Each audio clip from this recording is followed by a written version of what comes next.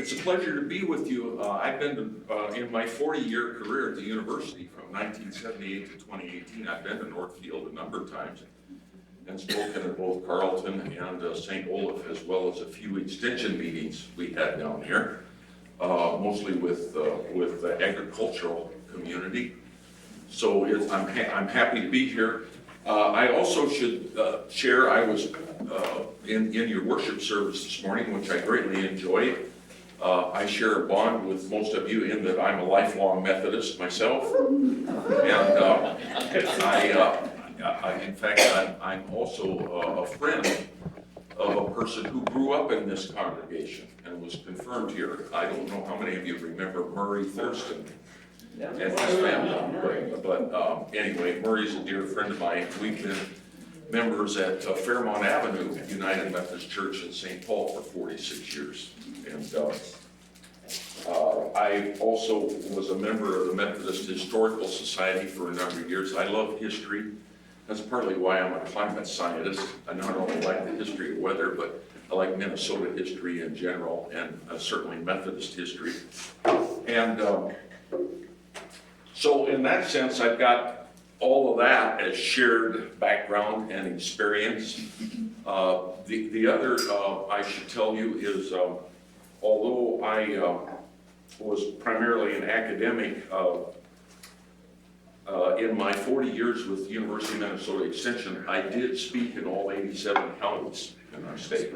And I'm one of the few university faculty members that's done that. And it was always a privilege. It was about various topics, if you will. I'm kind of, because of that experience and because of my longevity at the university in both weather and climate matters, I'm kind of a de facto Minnesota weather historian. And I don't know if any of you have read my books. I've done 2 books for the Minnesota Historical Society about our weather history, and then I also wrote a book with co-author Don Brenneman about our national park, Voyageurs National Park, up in northern Minnesota. If any of you have visited up there, a few, yeah, it's a lovely, lovely place to go. And then my great-great-grandfather, Ira Seeley, was one of the founders of this state. I'm not sure if many of you are aware of that story. My great-great-granddad came over right after the Grand Excursion in 1854. He came over from Wisconsin and settled in Wabasha County near Mazeppa and Silver River there. And in fact, he was the founder of Mazeppa and served in the territorial legislature from 1854 to 1858. Helped petition Congress for statehood in 1858, and then served in the first legislature from 1858 to 1862. He's buried over in the Mazeppa Cemetery, and we sometimes go there for Memorial Day in May. And so I also have that kind of background with respect to Minnesota. I'm going to share perspective with you today in a variety of ways. It's going to be scientifically. I hope you can put up with that for a while, because Clay, who communicated with my daughter about this for several months now, wanted some evidence, some Minnesota-based evidence about climate change and what it's doing to Minnesota. So we'll certainly have that perspective to share and show you some evidence. And then also more of a personal perspective, I think I'll talk a little bit about some of the things I've done with the faith communities around the state. I've lost track of how many churches I've spoken to around the state, but speaking to churches about creation care and earth stewardship is not foreign to me. I've done that a lot. And one final word about stewardship. Stewardship, in the context that I talk about it, is pretty broadly based. And so my personal perspective with respect to stewardship is God gave us the gift of life. He made us who we are, and He expects us to take care of ourselves. We have a certain obligation of stewardship towards ourselves. We also have an obligation of stewardship when it comes to living with each other. We take care of each other, and we take care of the communities we live in.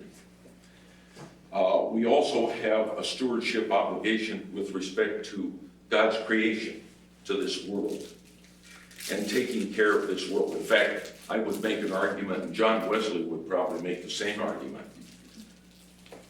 We have an obligation to take care of God's creation in every respect, not just the physical world, but the biological world that we live in. And so a lot of my remarks later in the presentation will be related to that, and we'll go from there. So one of the, I was at the U 40 years, and the last 20, probably a little more than that, the last 20 were really dedicated to climate change because it became such a prolific and profound issue affecting everybody's life. So it was, because I've been caretaker of the Minnesota State Climate Database, embedded in which we have 152 climate histories in this state, for those of you that don't know that. I got to know the climate history of the state really, really well, and I could tailor my presentation to almost all geographies in the state by talking about what's happening in their backyards. So I often use that title to talk about the evidence for climate change. And then community response, I've been part of through various organizations most of my career, most recently the Minnesota Climate Adaptation Partnership Program, which is a statewide program that I'll tell you about later.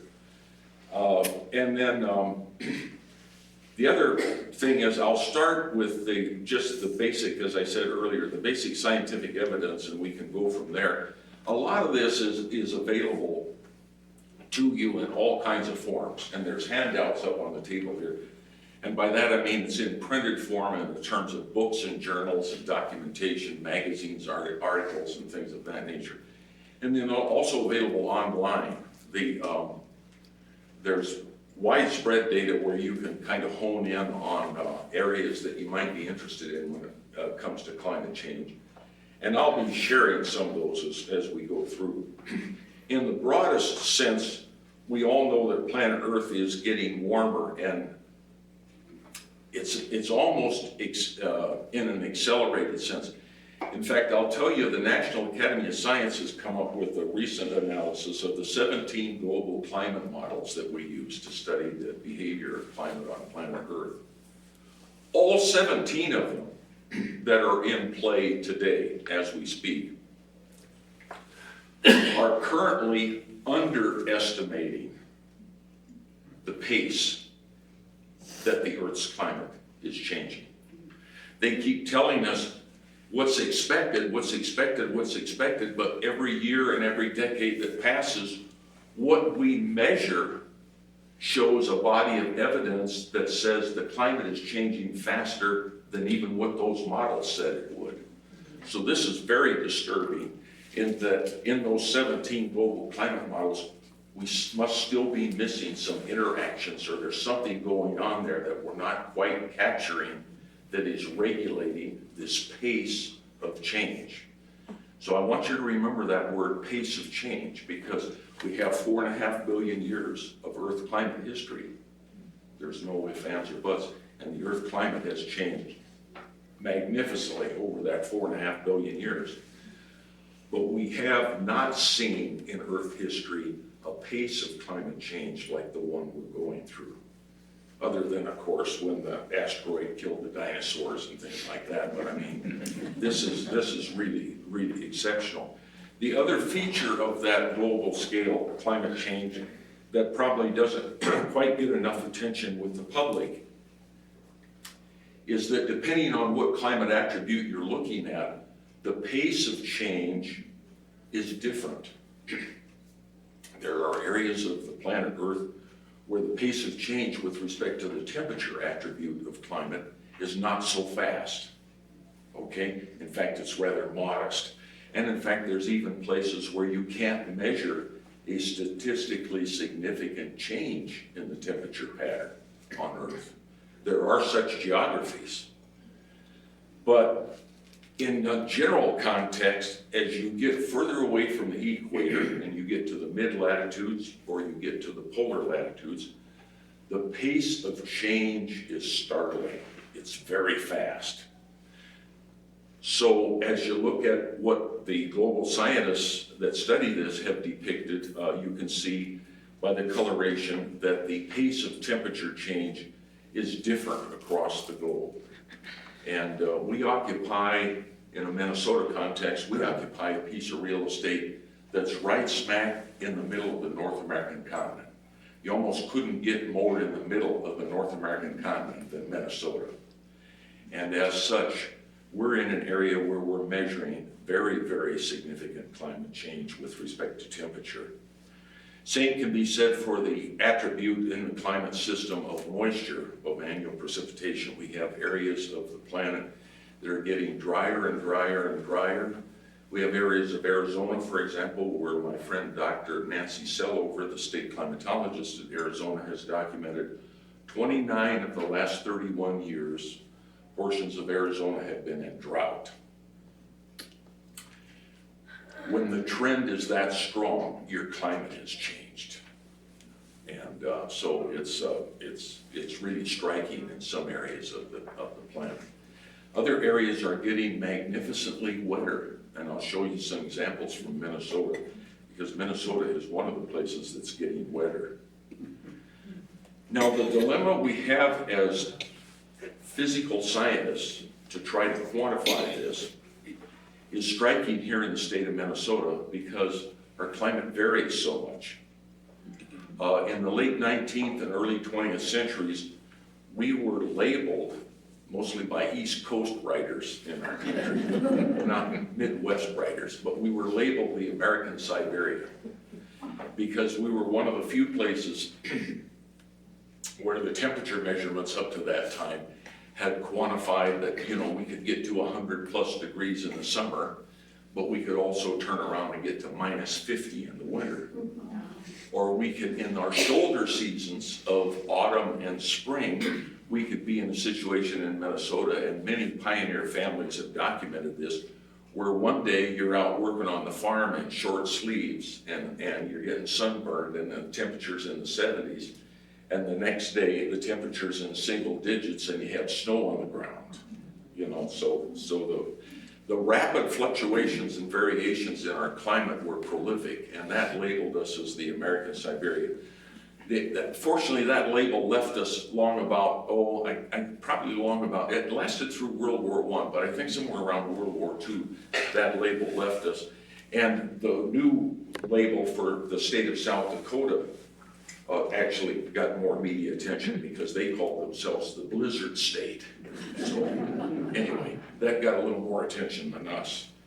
But an example of the American Siberia, that is the wide range and variation that we have in our climate, is to take any day of the calendar year and look at what we've measured, what we've actually measured in the state of Minnesota. For today's date, April 27th, we measured 96 degrees up in the northern Red River Valley on April 27th. Bear in mind, April 27th, same sunrise, same sunset, same sun angle every year. And 96 up at Halleck, Kitson County in 1952. 7 degrees at Brimson up in St. Louis County in 1996. We had a 3.76 inch thunderstorm over Cambridge in central Minnesota with cloud tops to 55,000 feet on this date in 1975. And then up in Otter Tail County in 2008, we were getting a 14-inch snowfall on today's date.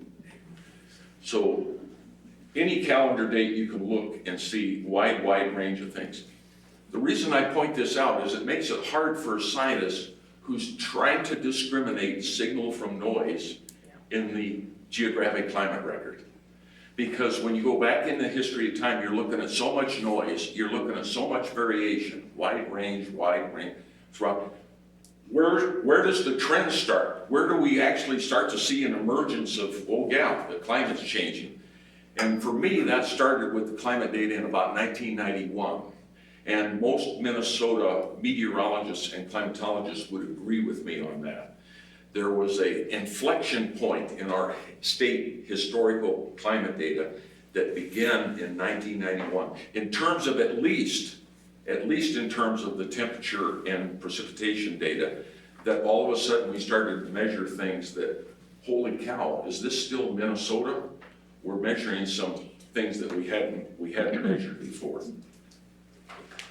The other reason for context that this is important to understand these concepts is a lot of the way we live, a lot of who we are, a lot of our culture and who we are and what our expectations are for life are dependent on climate behavior. And this goes all the way back to the founding fathers in our nation. Professor Stan Chagnon of Illinois did a magnificent, in fact, it was a highly rewarded paper back in the 1990s on climate behavior in our country.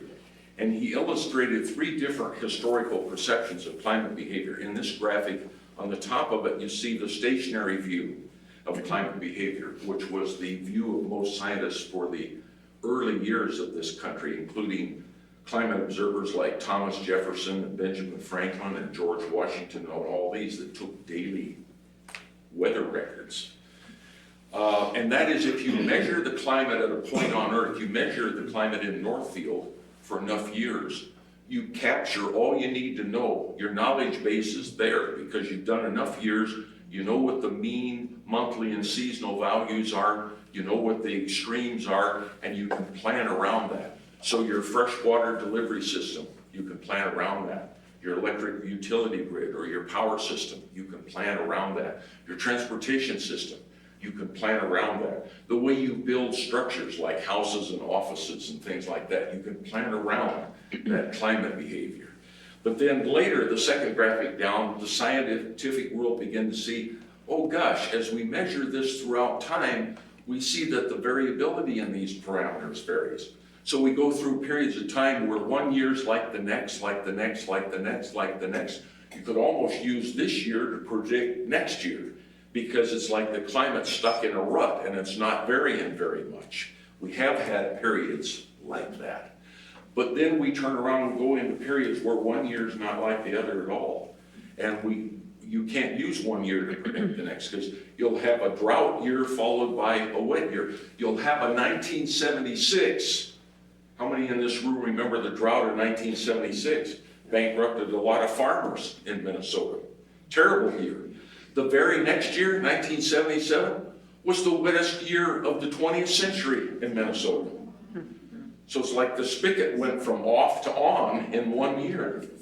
So we get into periods like that. So then scientists acknowledge, oh, we got this variability thing to contend with, okay? And then finally, starting in the late 80s and 90s, there was this observed trend shift at the bottom graph on this, where all of a sudden our measurements, our daily measurements, our monthly measurements, our annual measurements, start to show some change in what we're measuring, like all of a sudden we're measuring a different environment.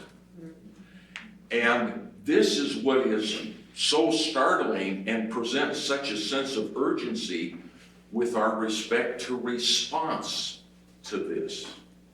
Because generation after generation after generation in Minnesota, we have lived with an attitude that we've got our infrastructure designed. The infrastructure that gives our quality of life what it is today is designed to cope with the climate. Our natural resource management, how we look after our soils and our wetlands and our soils, how we manage our agriculture, etc. That is all built into our past perceptions of these climate behaviors. But now that our climate is changing, and it's changing at such a fast pace, if we don't immediately take adaptation reaction and mitigation strategies to try to limit this, we're not going to be able to keep up with it. We're not going to be able to preserve that infrastructure like we've enjoyed so much. Or we're not going to be able to preserve those natural resources for our children and grandchildren to enjoy just as we have. So it's important to understand this context that's going on, okay? That the culture in Minnesota, the society we built, has been based largely on past climate behavior. The climate is changing, and it's changing at such a fast pace, we've got to be aggressive about keeping up with it. We certainly cannot be dismissive Being dismissive about it is exactly the wrong thing to do. And so we've got to pay attention to these sorts of things. Here's a depiction of temperature change just in the 48 contiguous states. And you can see even in the boundaries of Minnesota, we have a disparity. We have a bit slower pace of change near the Iowa border versus a high magnitude of change up near the Canadian border.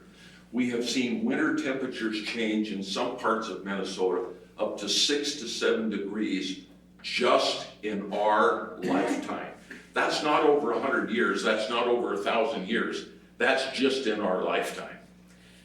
Similarly, we can see the change across our country in terms of precipitation. Most of Minnesota is highlighted in green because most of the precipitation has gone up. Average annual precipitation has gone up in the climate records of most locations in Minnesota by anywhere from 10 to 40%. So we're getting 10 to 40% more annual precipitation than we used to on an averaging basis. And then this graphic from our Minnesota State Climatology Office is a depiction. It's a little tricky to understand. It's a two variable depiction. What each point on this graph represents is the mean annual temperature for a single year and the mean annual precipitation for a single year. So in the horizontal axes, the axis that runs left to right here, we have the mean annual temperature. And in the vertical axes, bottom to top, we have the mean annual precipitation. All observations in the state. So this is all observations of the state in composite form since 1895. If you looked at it just in terms of the blue data points on this graphic, you would suggest that it was randomly distributed. For example, we had as many warm, wet years as cold, dry years, okay? Things of that. In other words, in each of the four quadrants of the graphic, we had roughly equal distribution. But since 1987, all these data points are labeled with red, and you can look at what's happened. We're not getting a random distribution anymore. It's very skewed to the right, it's very skewed to the warmth, and it's very skewed to the upper part of the graphic to the wet. And that skewed distribution has been playing out year by year by year by year. It's just remarkable. The other thing, if you dissect the temperature signal change in Minnesota, and this is a net change in mean monthly maximum and minimum temperature, the red bars represent the net change in mean monthly maximum, and the blue, the net change in mean monthly minimum. They're upward in all months, but they're more magnificently upward in the months that represent the Northern Hemisphere winter. Long nights and short days.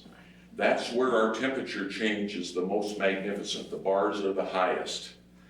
They're shortest in the season of long days and short nights, our summer season, the season that's coming upon us shortly. The other striking feature of this graphic is that the blue bars, the overnight minimum temperatures, are changing at roughly twice the pace of our daily maximums. This is not universal. This is a disparity. What you find in the western Great Lakes region of the states like Wisconsin, Minnesota, North and South Dakota, the provinces like Manitoba and Ontario, you find this happening in the Great Lakes region, where the minimum temperatures are changing more profoundly than the daytime maximums. And scientists are still trying to figure out why this is, because that's not true when you look at all kinds of other geographies. The upward trend in temperature is there. This is the blue line through this graphic is the trend in Minnesota's mean annual temperature since 1895. And you can see that in our lifetime, on the far right-hand side of this graphic, we've been living through most of the warmest years in state history. Those have been in our lifetime. And the other feature there here is the seasonal depiction of these trends, and it's upward in all 4 seasons of the year. So the data clearly show what we've measured in our state is there's an upward trend in temperature all 4 seasons of the year, but it is most striking in the winter season compared to the other seasons. Among the top 20 warmest years in Minnesota state history, the majority of them have occurred in our lifetime. There may still be somebody in this room who was here in 1931, I'm not sure. But most of them have occurred in our lifetime. And they've had consequence. And this is probably common knowledge, but I'll go through the list quite quickly here. We've seen changes in depth and duration that our soils freeze. It's very rare anymore that we get a winter that freezes our soils beyond 40 inches. Nowadays, in the modern era, if your soil freezes to 30 or 40 inches, that's pretty deep. And in fact, if you live in a rural area, you might start to have some septic tank issues. But in the old days, as we used to call them, in the old-fashioned Minnesota winters, we could freeze our soils down to 70, 80, 90 inches. That takes a long time to thaw out in the spring. There's more rapid breakdown of our crop residues that we leave. Farmers leave crop residues to protect the soil in the overwintering season. But oftentimes, and farmers have made observations of this, those crop residues break down faster than they used to. They used to last all winter. The soil temperatures are warming. When I moved to Minnesota in 1978, if you got your corn in by, May 5th, boy, you were off to the races. You were doing great. That was doing wonderful. Now you want to get your corn in anytime after April 15th. And instead of growing a 95-day relative maturity hybrid, you're probably growing 105, or you're probably growing 110, or something like that. Mold and allergy seasons, just ask the Mayo Clinic about this. They've got a whole division working on this at the Mayo Clinic in Rochester. Mold and allergen season has really expanded in Minnesota. And those that suffer from it know this very well. Change in survival rates. Over a winter used to kill things off. We used to kill the microorganisms in the soil. We used to kill the insect eggs that were left for the winter. We used to kill parasites. We used to kill a lot of things with the severity of our winter. We don't anymore. And then those species come back sooner in the spring. The increased number of freeze-thaw cycles, just talk to our public works departments or our Minnesota Department of Transportation about this issue. There are regions in the state of Minnesota now that have 5 to 10 times more freeze-thaw cycles than they used to have. And we know what freeze-thaw cycles do to your parking lot out here, or what they do to Highway 3 or Highway 52 or any of these others. We're having to spend an awful lot of money to combat that. Much longer growing seasons, and generally less heating degree days. I don't know, maybe your heating bills in recent years have reflected that. But these are all manifestations of this changing temperature that we're in. A modification to the changing temperature that's happened in our lifetime too is dew points. Dew point is the temperature to which, if you cool the air down, you get condensation. The water vapor in the air condenses into liquid form on things. We did not have an 80-degree dew point in the history of measurement in our state of Minnesota from 1858 to 1983. There was no dew point of 80 degrees measured anywhere in the state of Minnesota over that interval of time. Starting in July of 1983, we measured the first 80-degree dew point in air over Minnesota. That's like being in Cancun, Mexico. How much water vapor is in the air in Cancun, Mexico. You feel it. I guarantee if the dew point's 80 degrees, every single person in this room is going to feel it. And if you combine that with a normal summer temperature of 85, 88, 90 degrees, suddenly you've got a heat index of about 110 or 115, or even worse. And in doing the climate history book, I documented every heat wave in the history of Minnesota that had labeled consequence. And all of the ones in red, all of the years highlighted in red, are because the dew point was so high, the heat index was above 100. So the dew points, the change in dew points in Minnesota have amplified the frequency of the National Weather Service having to issue heat advisories or excessive heat warnings. And most of them in recent years and recent decades have been because the dew point is so high. We've measured the dew point as high as 88 degrees now in Minnesota. That's almost like Persian Gulf weather. That's almost equivalent to Persian Gulf weather. And then, of course, we've had some all-time records set. This was over July 1920 in 2011. And we had all these record high heat index values, including 134 degrees at Moorhead, Minnesota, 4 o'clock in the afternoon. Then an air temperature of 94 and a dew point of 88 and 134 degree heat index. And the city was telling all employees just to stay inside. It wasn't even worth being. I mean, you might as well be in the gym sauna when it's that hot. So we had this at State Fair time in 2023. We had heat index values anywhere from 117 to 122 in Minnesota. And then even just last year, we had at State Fair time, we had heat index values here in 109 to 119.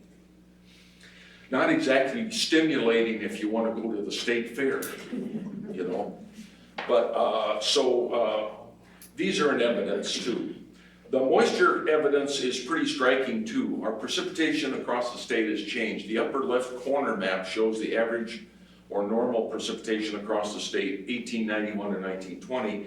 And I'd like you to focus your eyes on the areas of the state of Minnesota that are either light or dark blue. Then we go to, Then we go to the upper right, and that of course encompasses the famous Dust Bowl era, 1921 to 1950. And you can see how that area of light to dark blue retracted to just the southeast corner of the state. And so average precipitation over that interval was that's 29 inches or greater annual precipitation, the light blue. The lower right graphic is what we call the modern normal. That's what we use as frame of reference for today's climate. And that shows that about 52% of the state is in an area that gets 29 inches of precipitation or greater across the state. So the geographic distribution of precipitation has changed markedly. The long-term graphic is upward. Our precipitation is upward. 2019 was our wettest year in history. 2019 is the only year in history where 1,502 precipitation observers that are part of our networks in the state of Minnesota, that God bless those volunteers that go out and measure things for us every day. The average among the 1,502 observations was over 35 inches that year in 2019. Very, very wet year. And we have had as much as 60 inches down in southeastern Minnesota, which is equivalent to Birmingham, Alabama, in southeastern Minnesota. And of course, we've also had as little as 8. And you can't grow too many crops on 8 inches of annual precipitation. The curve is upward, the trend is upward in all 4 seasons of the year. And once again, in terms of the 20 wettest years in state history, most of them have occurred in our lifetime. And that's rather interesting. The other characteristic, though, that's changed in our lifetime, and this gets back to the point I was making about variability changing. The variability's changed. Simplest way to restate that is when we're wet, we're really wet. We're really, really wet. When we're dry, we're really, really, really dry. So it seems like the variability from one phase to another has really magnified. And these are all the historic drought years where at least one portion of Minnesota's geography was designated by the U.S. Drought Monitor to either be in severe or extreme drought. And many of you will remember last year, and one of the dilemmas about facing the crop growing season this year in Minnesota is we still have some parts of the state that are major agricultural areas of the state that are still carrying over last year's drought. In other words, their soils haven't been recharged yet. And so we're still hoping for the best in that regard. The background normals, though, I just threw out a couple. Remember I said we have 152 climate histories in Minnesota to rely on to show us what the climate's doing. Up at Collegeville, you can see the climate's 38% wetter today than it was in 1921 to 1950. And then further up north at Grand Rapids, you can see it's 24% wetter than it was. So embedded in that signal change of upward trend in precipitation is a character change, which is when it rains, it pours. And Dr. Kevin Trenberth of the National Center for Atmospheric Research did a very famous study, probably one of the most widely quoted studies of the last 20 or 30 years of this changing character. So in the Midwest in general, across this country, it's not just Minnesota, a much wider area, when it rains, it pours. We get more 2-inch rains than we ever have in history. We get more 4-inch rains than we ever have in history. And unfortunately, we get more 6-inch rains than we've ever had in history. And the Minnesota State Climatology Office has documented this along with the other state climatology offices. The 6-inch rain is almost, it's almost at a scale that you can't necessarily prepare for. Most of our infrastructure design in terms of culverts and discharge areas and things like that, most of the way we protect ourselves from heavy rains, when we get to the 6-inch range or beyond, the engineers will say, well, it's questionable whether we can really manage this without damage. So they did a nationwide study of 6-inch rains where 6 inches of rain occurred over 1,000 square mile area with a peak rainfall of 8 inches or greater embedded in that footprint on the map. So you have 1,000 square miles covered by a 6-inch rain, and somewhere embedded in there you have an 8-inch rain. From 1866 to 1987, we documented 7 of these. Since 2002, we've had many more. And we've had them all over Minnesota's geography. We've had them up at Lake of the Woods. We've had them in Northeast. We've had them with the ones that wrecked the Duluth Zoo. Remember that in 2012. We've had them in West Central, South Central, and Southeastern Minnesota. And this is probably, in terms of climate change impacts on our natural resources in Minnesota, this is probably one of the most worrisome things. The maximum 24-hour rainfall when I first moved to Minnesota in 1978, I was a scientist at NASA at the Johnson Space Center in the 70s. But when I moved up here in 78, the maximum we had ever measured anywhere in the state within a 24-hour period was about 10 inches. Now it's over 15. Theoretically, the hydrometeorologists tell us we could measure a 20 or 25-inch rain in Minnesota. We could measure a rain like Fort Lauderdale had just a couple of years ago, where they had a 24-inch rain in a 24-hour period. I can't imagine what Northfield would look like. What would your community look like with a 24-inch rain? I don't know what it would. I suppose you've got enough topography in the Northfield area. There would be some properties that would probably escape, but I can't imagine the damage that would be inflicted by that. So consequences here relate to all kinds of different things. The Minnesota Association of Floodplain Managers, have anybody in the room ever worked with the Association of Floodplain Managers? They're doing terrific work around the state in terms of better managing our watersheds to mitigate flood damages. And, but again, there are limits. Things can change, keep going upward, but I'm not sure how much longer we can tolerate this. That's part of the problem. So there's a lot of work going on. A lot of farmers now have gone to pattern tile drainage. So we have the tile lines running across a much tighter grid to drain a field that much quicker when we have surplus moisture. A lot of culvert designs and water management designs associated with our highways, bridges, and things of that nature have changed from MnDOT building in for higher capacities. So there's lots of attention paid to that. I don't know, how many of you have seen your insurance premiums go up? Yeah. We've, unfortunately, a study just came out this last year. Although hail frequency in our state is not upward in general terms, that's just the measurement of hail or no hail.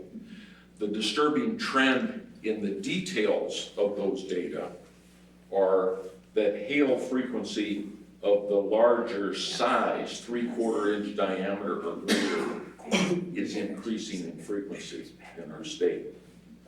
And that's well documented by the National Oceanic and Atmospheric Administration Storm Prediction Center in Oklahoma, that has also studied cloud tops across Minnesota.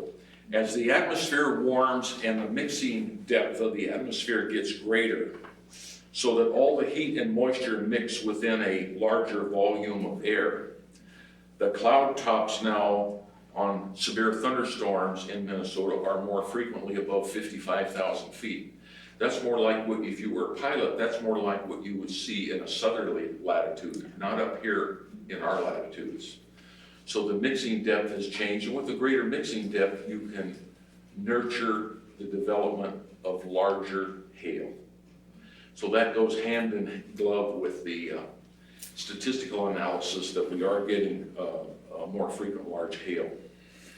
Well, I'm going to change gears now with a few different, this was all based on my history of measuring things and studying the measurement of things in Minnesota. All my previous remarks were related to that. Now I'm going to go into something else, which is based on my experience in responding to communities over my life in Minnesota that have been through weather trauma. So they're recovering from a tornado, they're recovering from a snowmelt flood, they're recovering from a flash flood, or they're recovering from drought. And a lot of this is personal. I'm not pulling this out of academic books, so I'm talking to you more from personal experience. Community response to these things that damage our communities, I think, has several dimensions to it. One is a cognitive guidance to our response, in that we use our knowledge base. We try to critically think about these things and what we understand about the world around us. So we use our knowledge base to try to decipher, well, gosh, has our risk increased with this, or is this a one-off deal we're not going to see for another century? Another is emotional. You can't shed the emotional. If you've lost your house, if you've lost your car, God forbid if you've lost a family member, you've lost your community school, like what happened to Wadena, they lost their high school in the tornado of 2010. That's an emotional scar that never goes away. And so dealing with the threat of things like this continuing into the future has a lot of emotional baggage with it. Other is ethical. You know, what's the moral thing? What's the right thing to do? What's the moral thing to do? You want to do the right thing. You want to do not just what's best for you, but you want to do maybe what's best for your neighbors, or things of that nature. And then lastly, of course, is the political view. And unfortunately, a lot of people give a lot of weight to how is this going to look for me?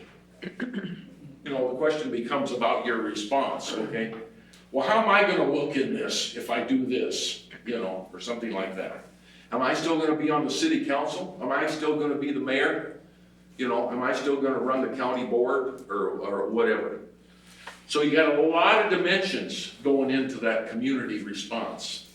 And those are difficult to navigate through, especially as a dumb scientist like me trying to navigate through a community discussion like that. Because I'm trying to present facts, and I'm trying to present facts as to how they represent the risk of future events and things of that nature.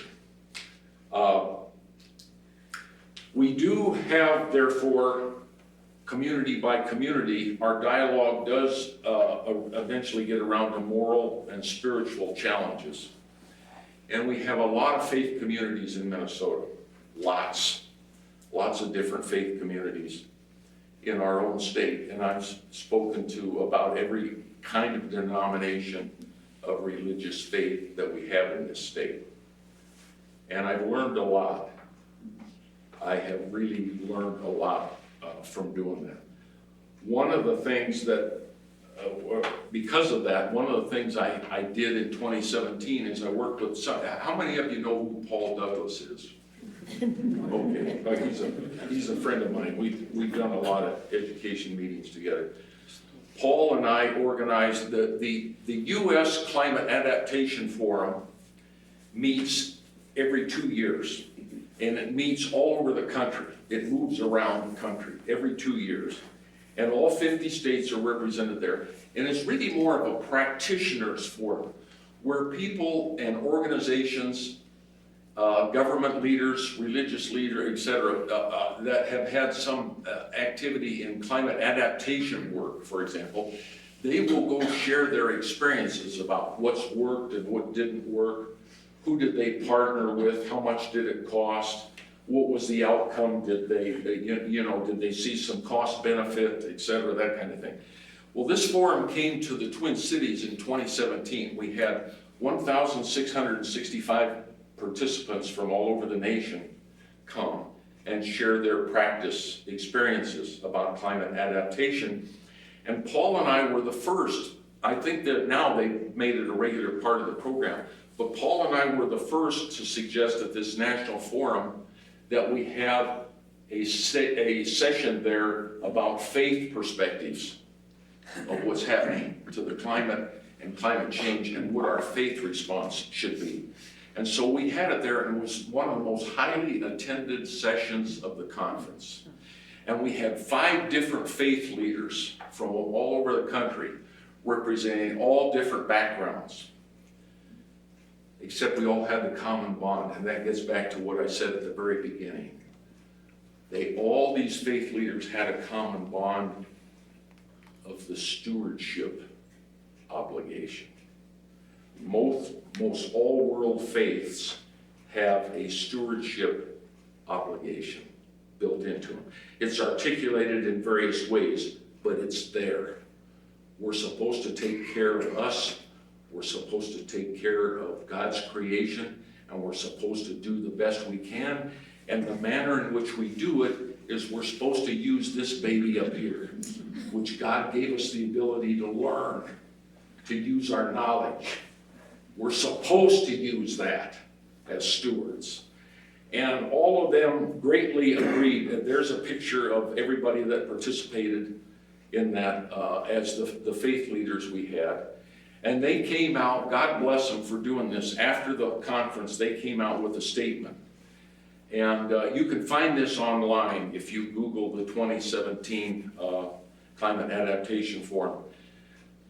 This is a statement from all the leaders of the faith traditions that were there at the conference. We stand up for all children, grandchildren, and future generations.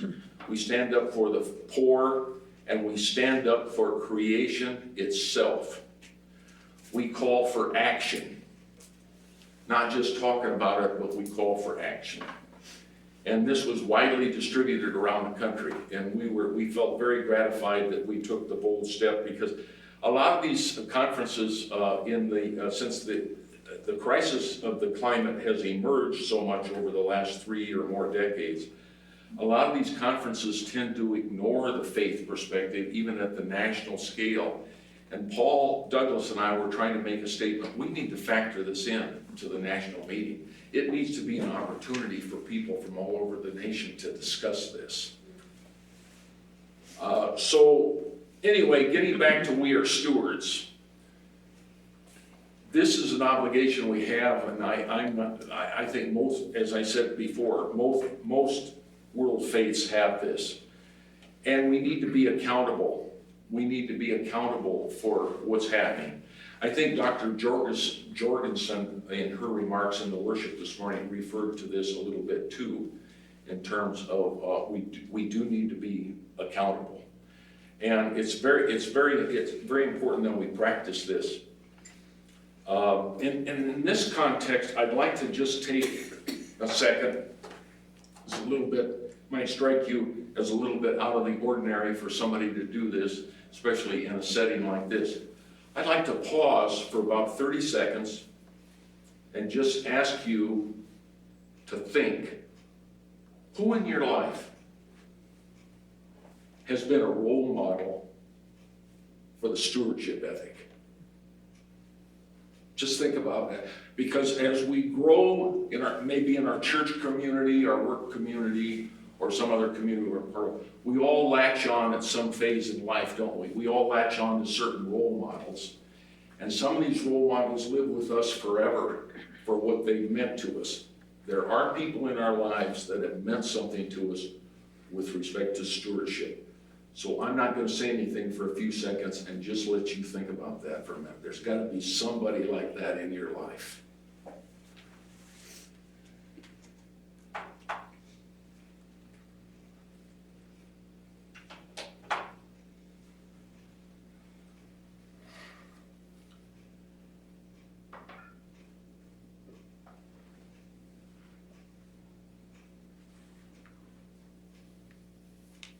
Well, thanks for letting me do that. I appreciate it. I'm going to say a few words about John Wesley, the founder of our church. I've got a whole presentation about him as a scientist. In fact, Tim, if you ever want to hear a scientist's perspective about John Wesley, the scientist, I'll come back and talk to you about it. So he was at Oxford. We all know in his life he was at Oxford. He was at Oxford, which at the time at Oxford, at the years he was there, the Oxford faculty were concentrating. Well, there was a big emphasis on what they called natural philosophy. This predates the existence of science as we know it today. The study of natural philosophy was the study about the natural world. And because he was a student there, I'm sure he was exposed to that in some of his interaction with the faculty or maybe some of his classes. And the Radcliffe Observatory at Oxford was founded shortly after he was, not too long after he was a student there. In fact, the Central England climate record had already been established in 1659 and was in existence and was already being used in teaching at Oxford University in the 1700s when Wesley was there.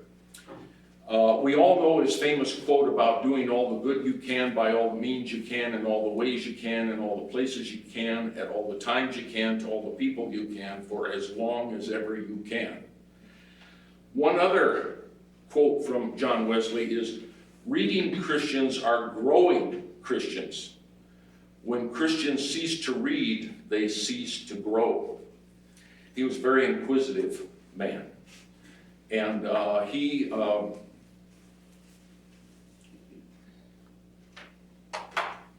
he was a fellow at Lincoln College, 1724 to 1729.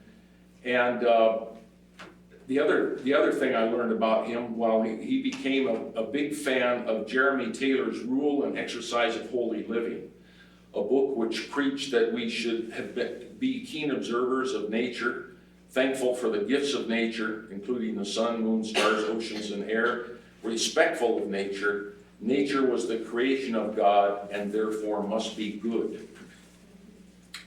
Also, in his daily diaries, he wrote a lot about nature in his day. Have some of you read Wesley's diaries?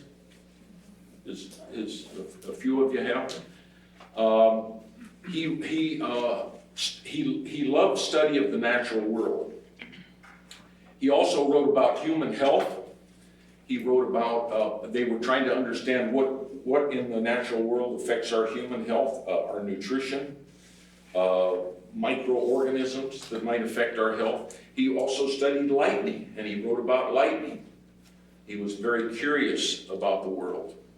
And I think he would have been a great, besides being a great theologian, I think he probably would have been a great scientist. He even wrote and was impressed Benjamin Franklin in terms of his writings about lightning. In that context, in the context of Wesley's attitude towards observation of the natural world, understanding the natural world, and trying to gain new insights and knowledge about it, we have the Wesleyan quadrilateral. How many of you in your daily life, in the way you conduct yourselves or the manner in which you make decisions, reference the quadrilateral? I do too. I do too, because I think you can bring all of these dimensions to bear on what you think is the right decision to make. And the reason dimension of the quadrilateral to me is where I come from as a scientist. I was given knowledge by God for the reason to use it. And so I factor that in with the experience, the tradition, and the scripture, and try to act accordingly. I find this, not all religions have this, but I find this is a good reminder. It's a good reminder for the way to look at things. So in that context, let's find a way to keep our home here on planet Earth safe and healthy. Let's look for pathways to understand our relationship to God and His creation. And let's try to do our best to understand how science and new knowledge fit to managing His creation. God gave us the capacity to learn and use our knowledge. His intent was for us to be active in that regard. So it's to me it's very, very important. Now, finally, last word, as a church community, and because you're investing time in doing this series, I think that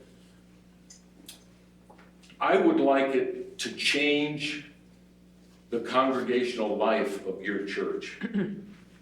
That's a pretty ambitious goal, but one way that could happen is one member of your congregation should become involved with this organization, the University of Minnesota Climate Adaptation Partnership Program. It has statewide reach. It's about educating and promoting climate adaptation to what's happening in Minnesota. It has educators that can help you in that regard in terms of making your building, for example, as energy efficient as possible, in making and reducing your waste footprint in terms of what you discharge as waste, in terms of making your water use more efficient, in terms of role modeling.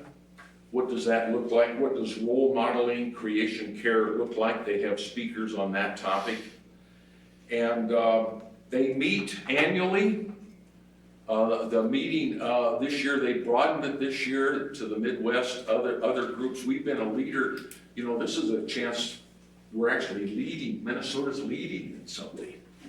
We were the first state in the Midwest to form a climate adaptation partnership with the private sector and universities and other units of government, and now other states are latching onto that. So there's a meeting coming up in October in Milwaukee that's going to be all the upper Midwest states talking with practitioners about what to do. And I'm sure there'll be some faith communities, by the way, represented there talking about what they're doing.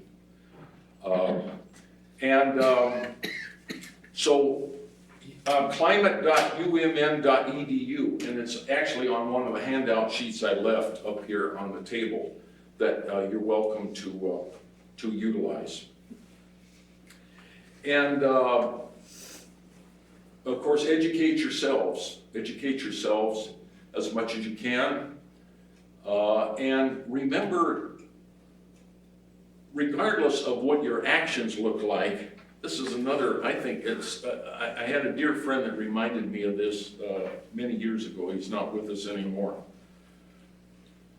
Regardless of what specific actions you take regarding climate adaptation to either for yourself, your family, or your community, remind yourself that you are a role model. You're watched. You're a role model to members of your family, members of your community, members of your church, members of the work environment. The actions and attitudes that you subscribe to are the ones that are going to stay with some people around you. You want to reflect those. Don't forget that you're a role model. That's really, really important, I think. And continue to dialogue. Do not ever be hesitant about talking about this topic. We have to keep talking about it. We have to keep addressing it because, as a final word here, the pace of change is extraordinary. The pace of change is extraordinary. And if we want to preserve our natural resources in Minnesota and we want to preserve the efficiency that our infrastructure serves us so well, we better get moving on this. At all scales, at all levels of government, we better get moving on this. And that's why I'm still 78 years old and I still am quite happy to get so fired up about it. My grandkids said, "Pop, you're a little over the top sometimes."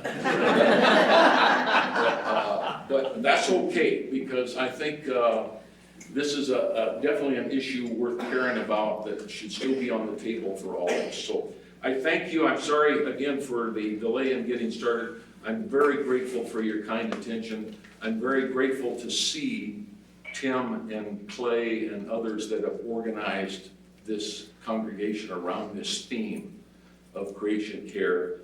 Kudos for doing that, and I hope it turns out to be very successful. So anyway, thank you very much.